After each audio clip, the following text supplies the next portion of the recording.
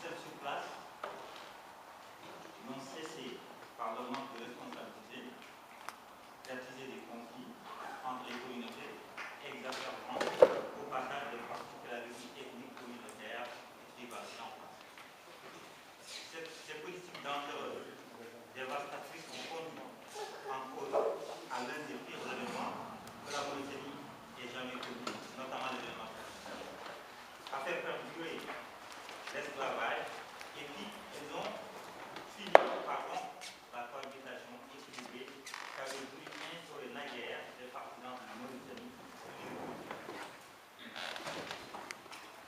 Encore, on constate que depuis l'avènement du putsch de 2009, perpétré par un carton de généraux, qu'il y a un autre problème qui se pose, le problème de la génocide biométrique, qui est en train de faire des ravages et qui constitue aussi un frein à l'équilibre, comme je l'ai dit, de la Mauritanie.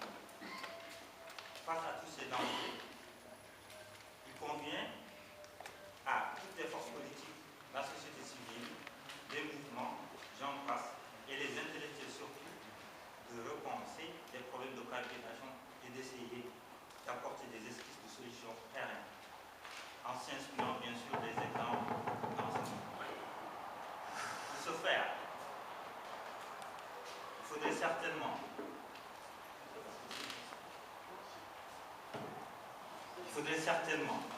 redéfinir l'ordre institutionnel qui garantira entre autres un système pluraliste, développer les garanties d'une intégration nationale, et il y a d'autres points bien sûr, mais ces points, peut-être que les conférenciers vont en parler. C'est pour cette raison, afin d'apporter notre petite pierre à l'édifice, trois de nos éminents chercheurs, notamment Abdeloudou Cher, le Gourma Abdoul, Ousmane Sao, ont eu la gentillesse de venir nous exposer le point de vue sur les différents aspects de notre thème. Et on espère que sortir de cette conférence, des solutions seront proposées aux Mauritaniens afin de faire bouger les lignes. J'en profite aussi pour féliciter le retour des flammes en Mauritanie et on espère que le retour contribuera bien sûr au développement, au développement du pays, bien sûr, à faire bouger les lignes, à résoudre les problèmes de la cohabitation et enfin à essayer de maintenir l'équilibre de la Mauritanie qui est en train d'être détruit par un potentat qui s'appelle Abdelaziz. Donc, sans plus tarder, je laisse la parole au conférencier et je vous remercie. Merci, Président. Donc, pour nous aider, nous avons aujourd'hui le Gourma Abdoul qui va intervenir en premier lieu sur quelle cohabitation qui a échoué et que faire pour sauver notre unité nationale. Après son intervention, bien sûr, on aura l'intervention d'Abdeloudou Boucher qui parlera de la critique ethnique et nation en Mauritanie. Et en troisième lieu, ça sera au tour de Ousmane Sao sur le rôle de la jeunesse dans les changements politiques, exemple de la Mauritanie, perspectives et solutions pour l'avenir. Donc je passe la parole à M. Lo. Je vous remercie. Je remercie ceux qui nous ont invités ici, de nous donner l'occasion à nouveau de réfléchir ensemble sur un thème qui évidemment est d'une grande importance pour nous tous, pas seulement les Mauritaniens. L'occasion de rencontrer également ceux qui ici avec moi sont à la table, M. Sao, bien sûr, mais également le Chef, que j'ai eu l'occasion malheureusement de rencontrer, que dans des occasions comme ça. Vraiment, je remercie votre association qui s'est révélée plus féconde encore que vous pouvez espérer. Nous pouvons vous souhaiter le pire pour vous, à savoir de faire encore plus et aller davantage et plus loin dans des thèmes comme ça, avec un esprit d'ouverture, de vous faire autour de tout le monde, et de n'avoir absolument aucun a priori sur qui que ce soit. Je pense que c'est ça qui est essentiel et qui est fondamental. Ce qui d'ailleurs permet d'avoir à chaque fois, en tout cas pour les deux parfois où j'ai eu le bonheur de participer aux discussions, d'avoir des regards croisés, c'est-à-dire des gens qui viennent d'horizons divers, qui ont des préoccupations différentes, qui ont une manière d'aborder les choses et qui ont des sensibilités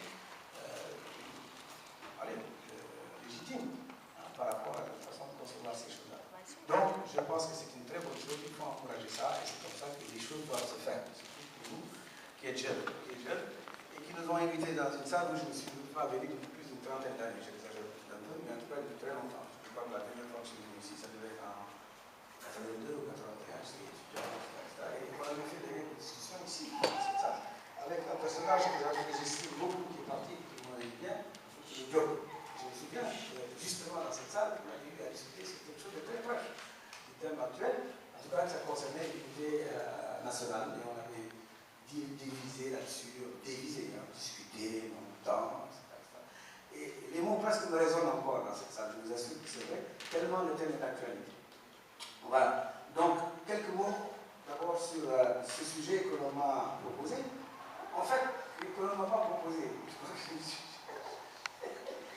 J'ai imposé le thème. Parce que quand j'ai lu le sujet, un mot qui m'a frappé, c'est le mot cohabitation. J'ai dit, tiens, provocation, je le dis tout de suite devant tout le monde, tiens, avant de parler de quoi que ce soit sur ce qui va suivre, d'abord, quelle est la légitimité de ce terme de cohabitation utilisé dans le cadre de la Mauritanie.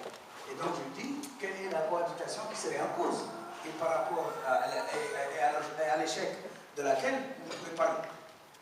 Et quelle cohabitation s'agit-il et pour pouvoir parler de son échec. Bon, il m'a dit, enfin, ils m'ont fait comprendre que ça ne les gênerait pas que je vienne faire de la provocation sur cela. Donc, je vais faire de la provocation de départ. Et puis ensuite, je vais revenir sur le fond de la question. Pourquoi de la provocation de départ?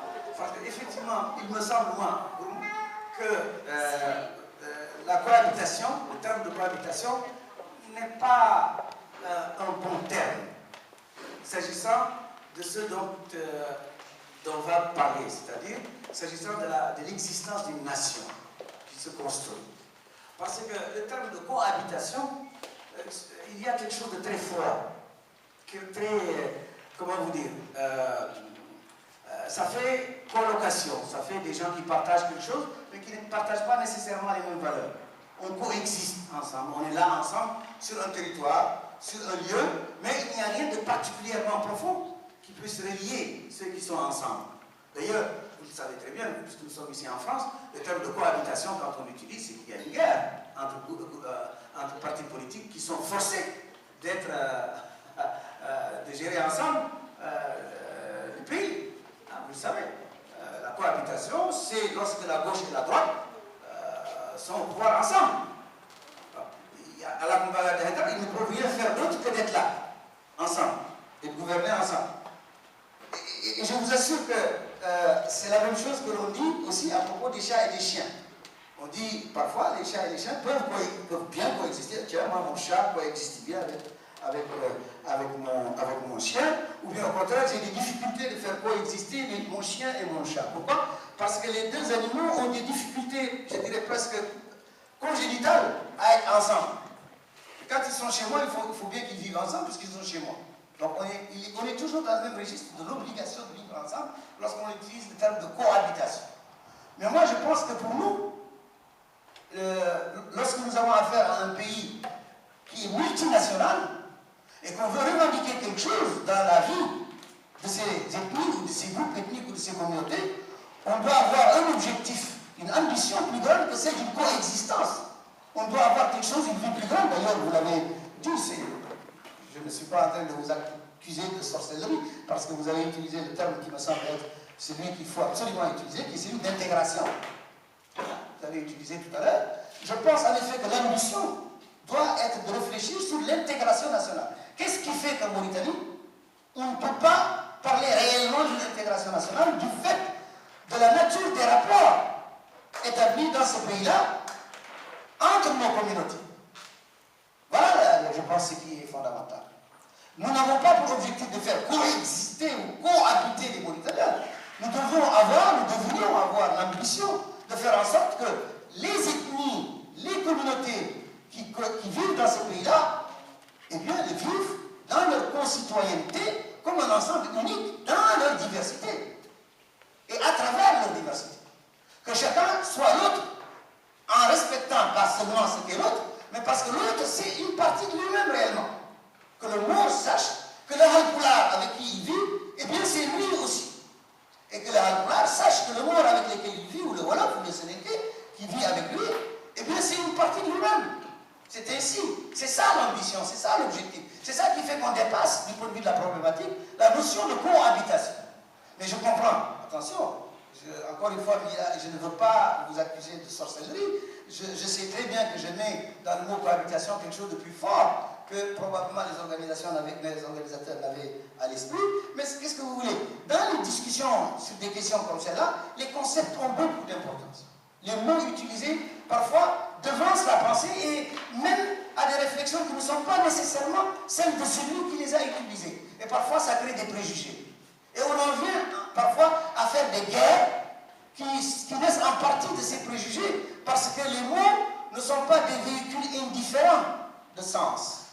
Les mots ne traînent pas d'essence comme une voiture ou comme un train qui véhicule des marchandises. C'est pas vrai. Il y a des rapports très profondément dialectiques entre le mot et son sens et c'est lui qui les utilise. Et c'est la raison pour laquelle parfois on se retrouve dans des conflits qui sont nés d'une interprétation d'un mot et on ne se rend pas compte que de la guerre des mots, on débouche parfois sur la guerre tout court. Voilà donc pourquoi moi je me suis permis de cette longue introduction sur ce thème et je crois qu'il est très important en tout cas de réfléchir sur ça pour qu'on sache qu'est-ce qui fait que l'on peut faire ressortir nos difficultés de vivre ensemble dans ce pays-là sans que nous ne traînions après nous des traces ou des choses en tout cas qui pourraient constamment être un agitateur de malveillance entre nous. Quelque chose qui constamment est en train de nous créer des problèmes plutôt que de nous aider à dépasser. Les mots doivent nous aider à dépasser les choses, à les résoudre, pas en réalité à les créer ou à les recréer constamment. Alors, ceci étant dit, il est évident que nous avons en effet un problème d'unité nationale. Pourquoi? Parce que, et c'est le premier point que je vais développer, nous avons un schéma de création d'État national qui est un schéma belligène par définition. Je veux dire par là, qui est un schéma qui constamment va provoquer les conflits, quelle que soit par ailleurs la volonté des acteurs. Ce schéma-là est un héritage colonial donné. C'est un modèle de construction de l'État que nous avons importé et que les différents gouvernants en Mauritanie reproduisent sans se rendre compte, parfois, peut-être qu'ils s'en rendent compte, mais je ne sais rien, en tout cas que ce qu'ils ont importé n'est pas quelque chose qui va réellement avec ce que nous vivons, nous, et avec ce que nous sommes. C'est un modèle qui est un modèle de désintégration nationale et pas un modèle de construction d'une nation réelle.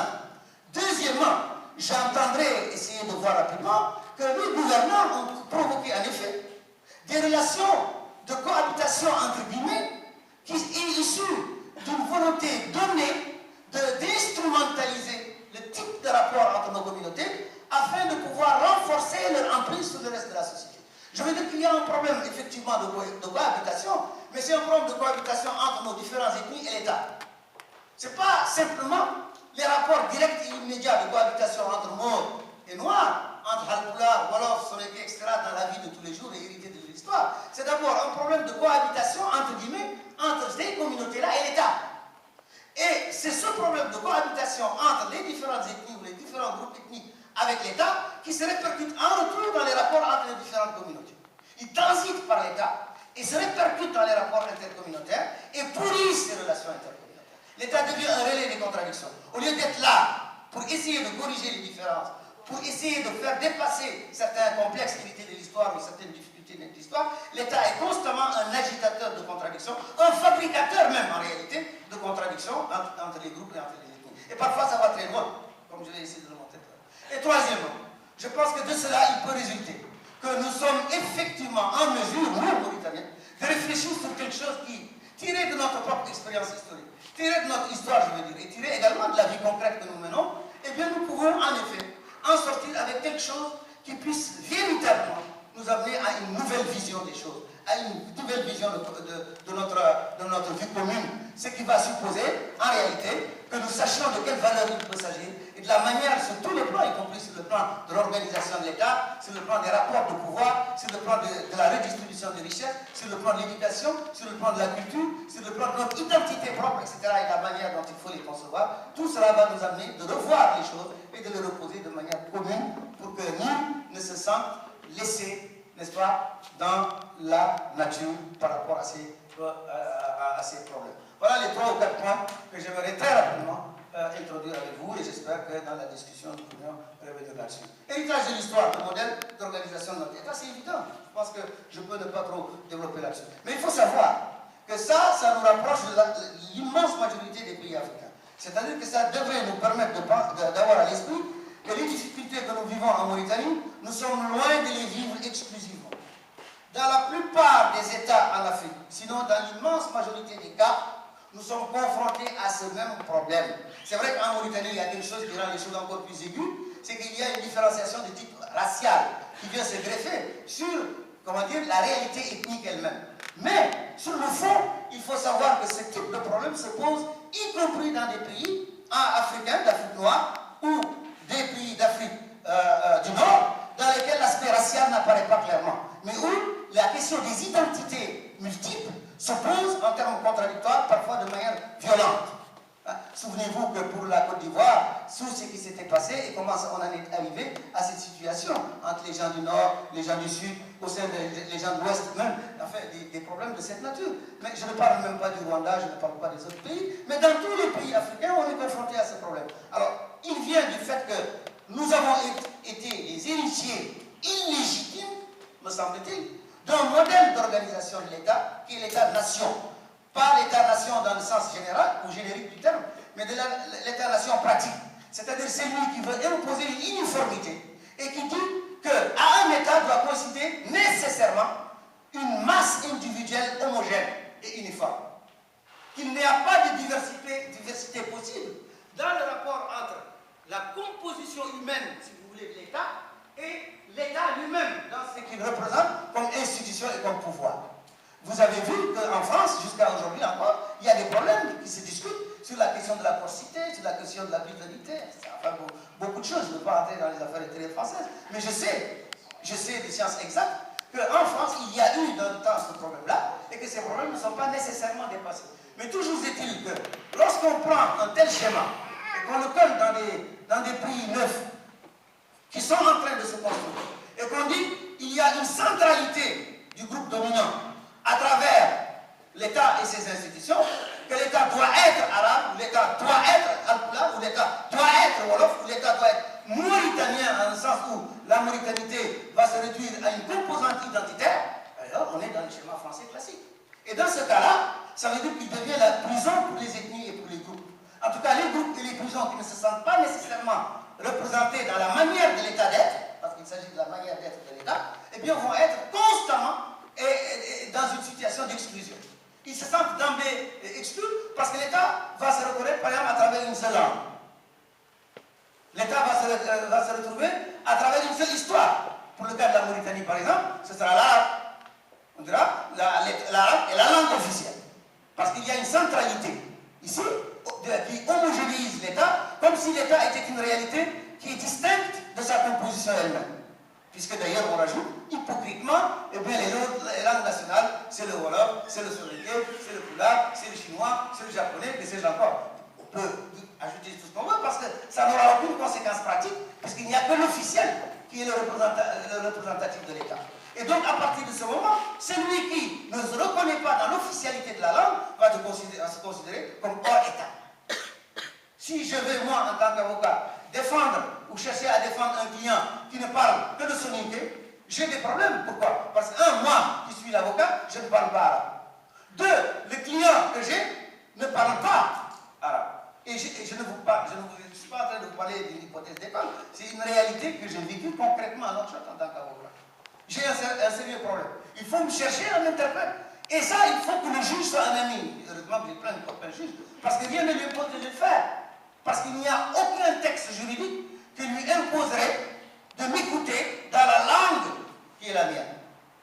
Et d'ailleurs, si je rencontre un juge, comment vous dire, un juriste fou, il va dire, monsieur Lo, vous êtes aussi juriste que moi, vous savez très bien que la langue officielle, c'est l'arabe. Vous comprenez? Donc ici, dans ce prétoire, vous ne pouvez me parler qu'en arabe. D'un point de vue juridique, il a strictement raison pour être honnête avec vous. Et je n'ai plus rien à faire alors que de me taire. Mais heureusement qu'en Mauritanie, on s'écoute toujours. Bon, mais c'est un peu, à titre d'illustration, de la réalité concrète de ce que j'entends par exclusion. ici. Là, ce n'est pas abstrait, c'est concret. C'est valable évidemment pour des choses encore plus graves, à des échelles encore plus importantes, parce qu'on entre ici dans une sorte de surenchère. Au fil du temps, les choses s'enflent, jusqu'à revêtir un caractère absolument innommable. On ne sait plus où est-ce qu'on en est, parce qu'ici, à ce moment-là, c'est l'identité nationale elle-même qui est remise en cause. C'est comme dans la présentation des choses, là encore, c'est un exemple en flash que je vous donne.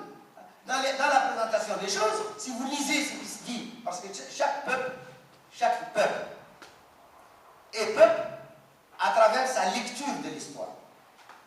Un peuple n'est peuple que quand il a conscience d'avoir une histoire commune de ses noms. Ça, c'est extrêmement important. Ce n'est pas simplement d'un point de vue, comment vous dire, académique, quoi, pédagogique. C'est beaucoup plus profond que ça, parce qu'un peuple se reconnaît dans sa continuité. Sinon, il y a quelque chose qui ne va pas. Mais ici, vous voyez comment l'histoire se lit et comment on présente les choses en Mauritanie. Vous savez que maintenant, ce qui semble s'être imposé, c'est que l'histoire de la Mauritanie, c'est l'histoire de Black Chingit. Point. Un point trait. C'est l'histoire d'une communauté qui est désormais l'histoire de la Mauritanie. Et les autres communautés, c'est comme des, comment vous dire, des wagons, hein, qui sont accrochés, c'est tout, au train. Vous comprenez? Et ça pose de sérieux problèmes parce que tout est fait comme si les autres, petit à petit, sont décrochés littéralement de la nation.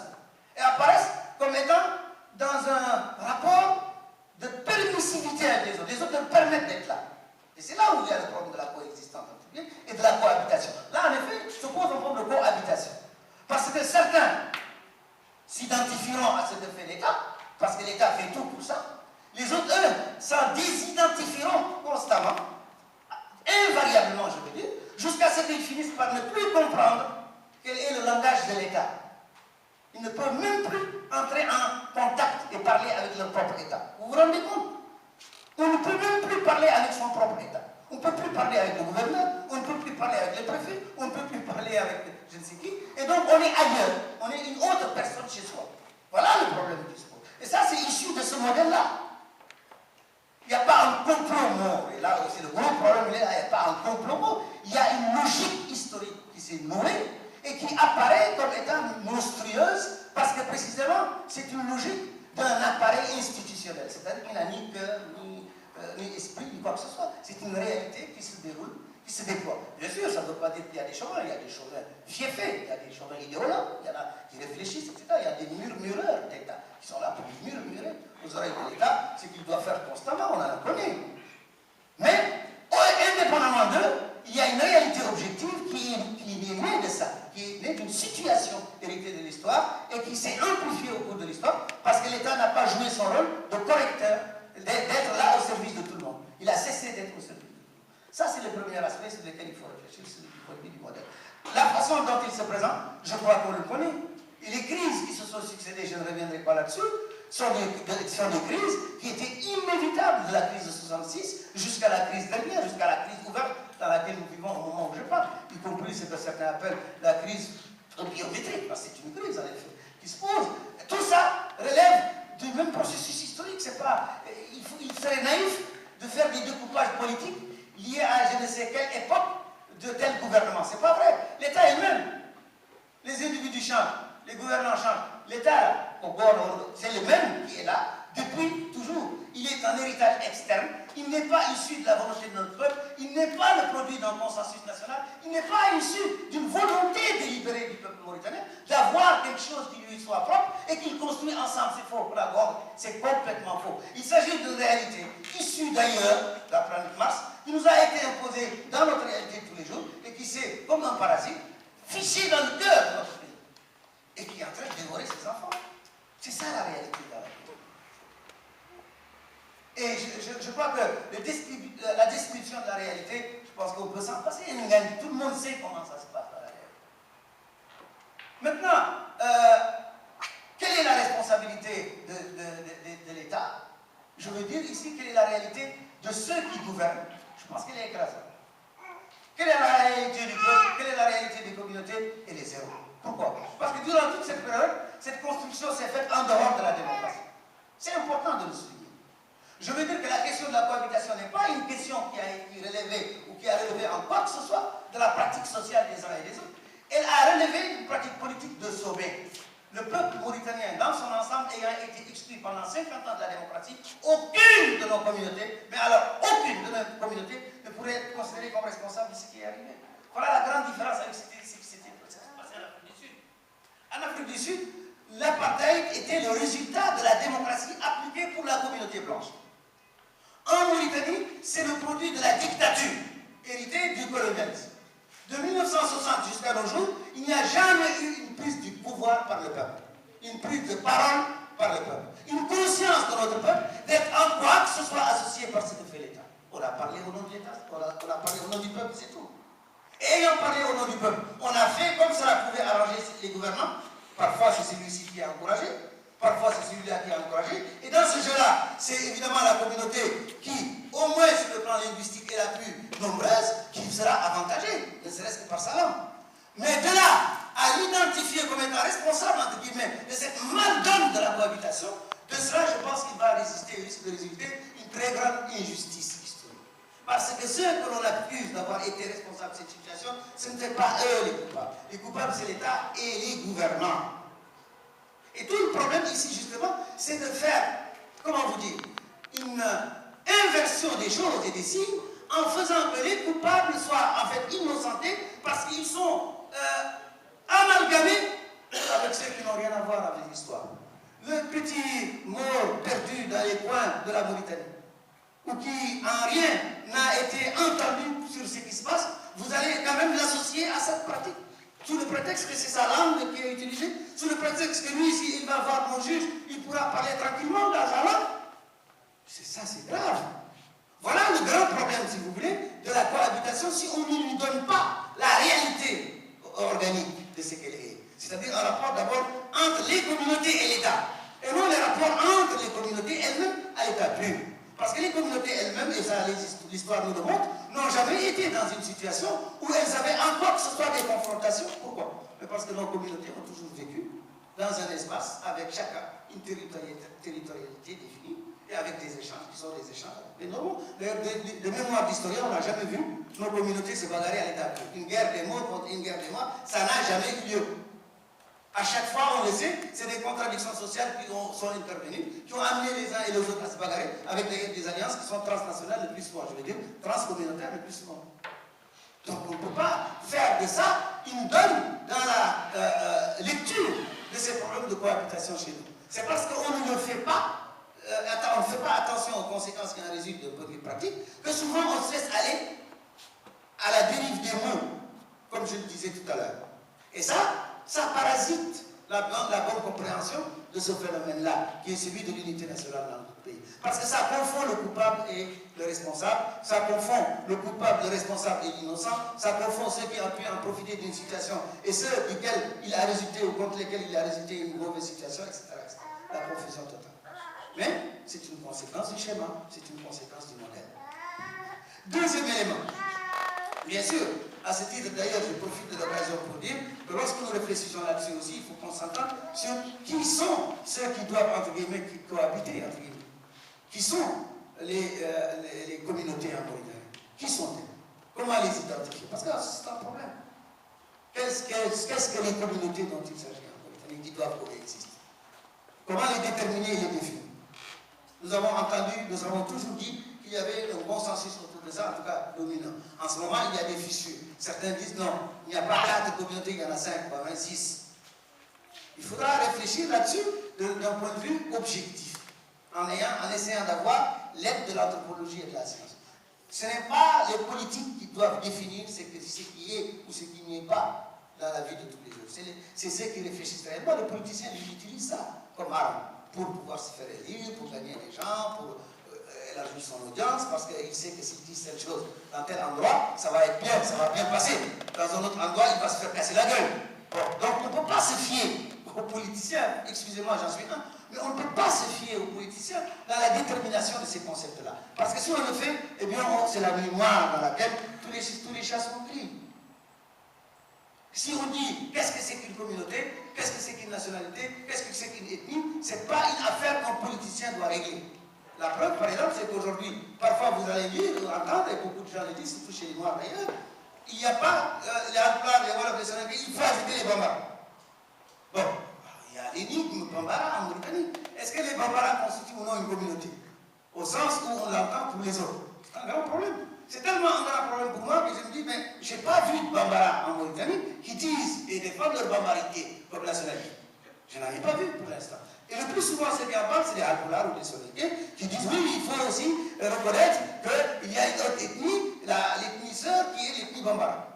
Attention, là je me pose des questions non pas en scientifique mais en politique.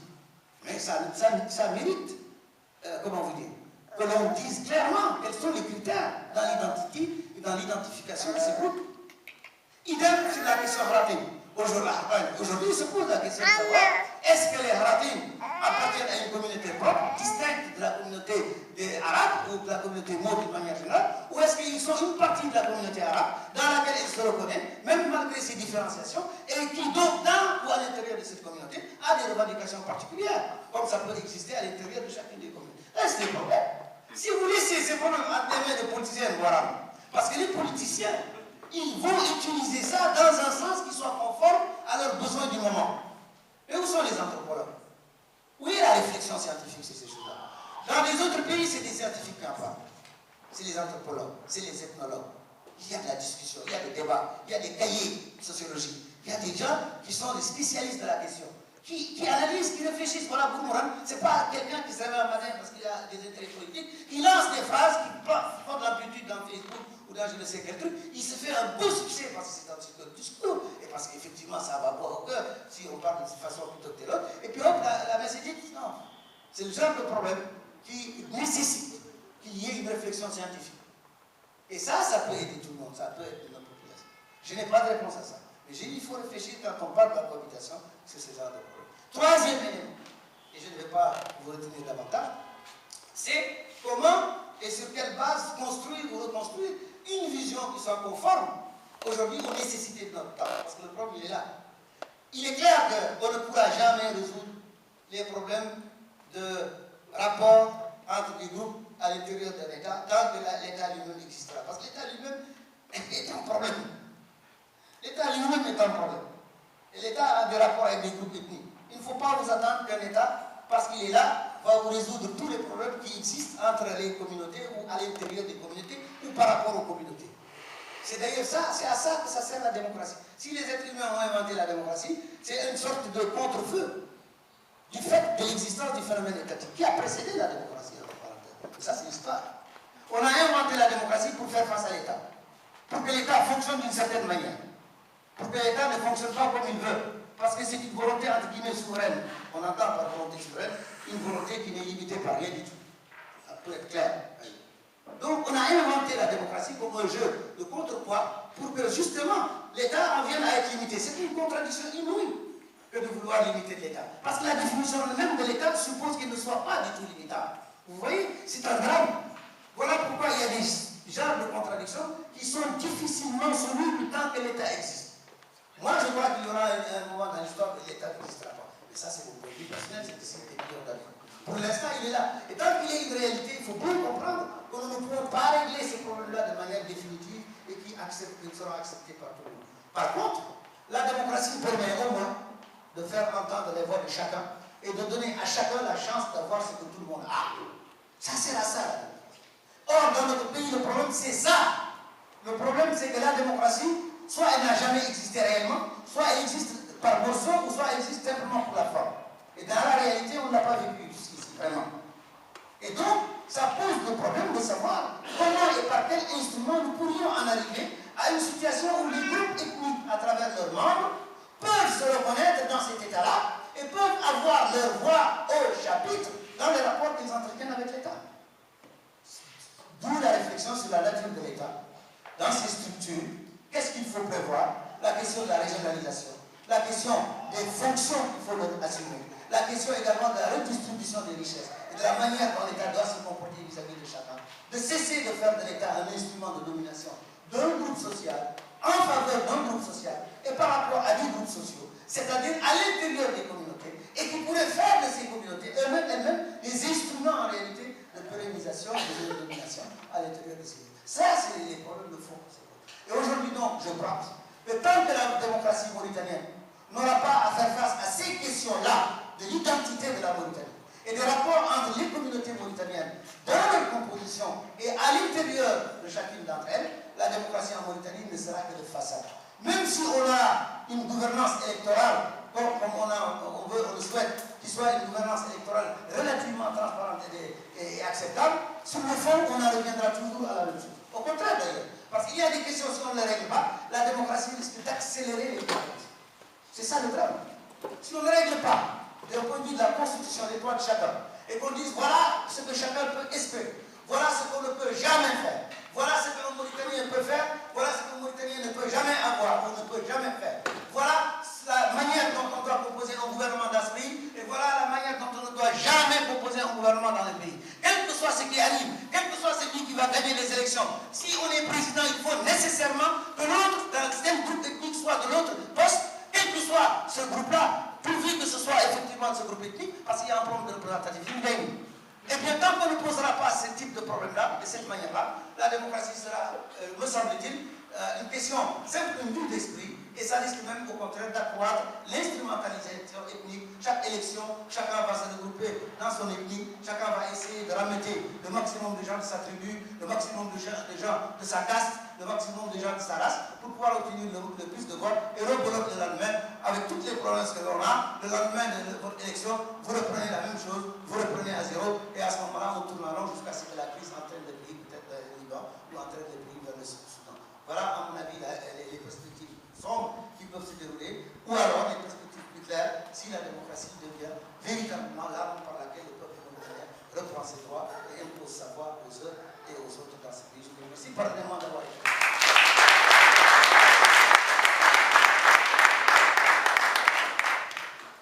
Merci aux organisateurs de m'avoir offert cette occasion de parler à ce public. Je suis un peu inhibé par la dextérité oratoire de mon prédécesseur et par le caractère un petit peu terne de ce que je vais raconter, parce que c'est plus des éléments, si vous voulez, du décor dans lequel s'inscrit cette question de la cohabitation. Et qui sera peut-être plus attentive à ces questions de terminologie qu'a évoqué tout à l'heure Hugo, enfin moins probablement qu'à des considérations qui permettraient de trouver des solutions précises aux difficultés qui peuvent surgir et que malheureusement je ne suis pas en mesure de délivrer, étant d'ailleurs moi-même très détaché la plupart du temps d'actions particulières dans quelques domaines que ce soit depuis un certain nombre d'années, hélas. J'ai d'ailleurs le sujet que j'ai retenu, mais ça c'est peut-être un effet de mon avancée en âge. J'ai peur que ce soit des choses que j'avais déjà un petit peu racontées il y a 2 ans, mais je compte sur votre amnésie partielle comme la mienne pour éventuellement ne pas reconnaître ce que je vais vous raconter, parce que j'ai peut-être déjà partiellement raconté précédemment. Alors, c'est intitulé Tribus, ethnies et nations en Mauritanie. Je vais, dans le temps qui n'est pas vraisemblablement très long dont je dispose, d'abord essayer de voir chacun de ces termes, si vous voulez, tribu, ethnie, nation, et puis voir un petit peu, dans un second point, quels sont les éléments d'impact que peuvent subir ces différentes entités, aussi bien impact venant de l'intérieur que de l'extérieur qu'ils peuvent subir, et dans un troisième point, rattacher ça ou rapporter ça au contexte particulier de la Mauritanie pour voir un petit peu comment les choses ont pu se passer dans le contexte mauritanien. Alors d'abord, question donc de terminologie, tribu, ethnie et nation. Quand je parle de tribu, c'est plutôt la notion de Kabila que j'ai en tête, parce que je crois que les notions de Légnol ou peut-être de Diamou qu'on trouve dans la société soninké ou Alpela ne sont pas exactement de même nature que celle que la notion de Kabila qu'on trouve dans l'espace hassanophone, qui m'est un petit peu plus familier. Donc je vais plutôt axer mon propos concernant la Kabila ou la tribu, particulièrement plus sur cette espace-là. Je ne vais pas d'ailleurs être très long parce que c'est aussi des choses qui me sont probablement, malgré tout, un petit peu familières, pour simplement dire que on ne sait pas exactement ce que c'est qu'une famille en réalité, mais enfin, on peut essayer d'en approcher. D'abord, c'est une entité qui porte un nom, la plupart du temps. Ce nom prend la forme, la plupart du temps, de quelque chose qui a une allure filiative. Ce sont des oulad quelque chose, oulad quelqu'un, les fils de quelqu'un. Et même quand ce ne sont pas des oulad quelqu'un, le nom lui-même est interprété souvent en termes de filiation. Par exemple, vous avez une tribu qui peut s'appeler oulad de Sba, donc les fils de quelqu'un qui pourrait se rapporter à ce terme de Sba, encore que c'est compliqué quand on le regarde de plus près. Mais vous pouvez en avoir une qui peut s'appeler par exemple Tajekant, une tribu qui est très nombreuse aussi et qui a une certaine importance dans l'espace mort. Mais on va dire, même si le terme ne commence pas par oul de quelqu'un, on va le lire quand même dans ce sens-là. On va dire que ce sont des gens qui descendent d'un ancêtre qui s'appelle Jekan. Donc on va rattacher ça à un ancêtre commun, un ancêtre paternel, un ancêtre en ligne paternelle, ce qui n'est pas indifférent dans le contexte mauritanien parce que si les morts, par exemple, étaient associés aux Touaregs qui sont assez proches d'eux finalement culturellement, on aurait plus de difficultés d'une certaine manière en termes de filiation parce que les Touaregs, jusqu'il n'y a pas longtemps, avaient une culture à dominante ou à forte inflexion matrilinéaire, c'est-à-dire que la noblesse ne se compte pas par les pères mais se compte par les mères, par exemple. Or, entre un poularophone, un soninké et un hassanophone, vous avez un système patrilinéaire. Donc, c'est un élément pour que ce fait qu'il soit commun, si vous voulez. Ça ne avancera pas beaucoup pour l'unité nationale, mais enfin bon, c'est quand même un détail, si vous voulez, qu'on peut relever. Il y a un deuxième, enfin, il y a un certain nombre d'autres traits caractéristiques de ces communautés tribales, c'est qu'elles sont elles-mêmes subdivisées en un certain nombre de groupes internes. Et d'ailleurs, une de leurs caractéristiques essentielles, c'est d'être aussi des ensembles particulièrement fissiles, particulièrement prêts eux-mêmes à éclater intérieurement. Et un groupe tribal, c'est une chose qui existe surtout parce qu'elle a des ennemis extérieurs. Si elle n'a pas d'ennemis, au fond, c'est une affaire qui va elle-même partir en morceaux pratiquement. Et un anthropologue britannique assez connu du nom de Evans Pritchard disait « Entre tribus, il ne peut y avoir que la guerre. » C'est-à-dire que sans guerre, pratiquement, on ne pouvait pas avoir un système tribal qui va rester cohérent. Parce que s'il n'y a pas de guerre extérieure, les gens vont se battre entre eux, globalement. Et ça, un proto-anthropologue arabe assez connu qui s'appelle Ibn Khaldun, qui vivait au XIVe siècle, il est mort en 1406, avait fort bien analysé ça sous le concept de asabiya. La asabiya, la racine, ça vient de asab, qui veut dire à peu près nerf ou bien tendon. Hein. Et donc, asabiya, c'est ce qui tient ensemble les gens, c'est ce qui tient ensemble encore un organisme. Et il dit, la asabiya, c'est aussi bien un truc qui vous tient ensemble qu'un truc qui vous divise. Parce que, entre nos frères et moi, nous sommes des équivalents. Et nous revendiquons, personne d'entre nous deux, si vous voulez, ne peut revendiquer d'être plus important que l'autre.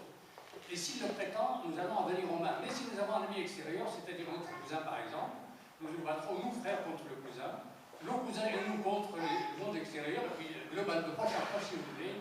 C'est comme ça que le système tribal va devenir un système qui va produire à la fois de la fission et de la cohérence. Ça, c'est un élément très important aussi de sa vision, de sa fabrique interne. Et ce qui fait d'ailleurs que aussi les tribus sont des réalités, en réalité, beaucoup plus fragiles qu'on ne l'imagine. Et leur mémoire généalogique elle-même enregistre beaucoup d'incorporations extérieures, des gens qui n'étaient pas du système tribal mais qui sont incorporés, qui viennent se mettre là-dedans.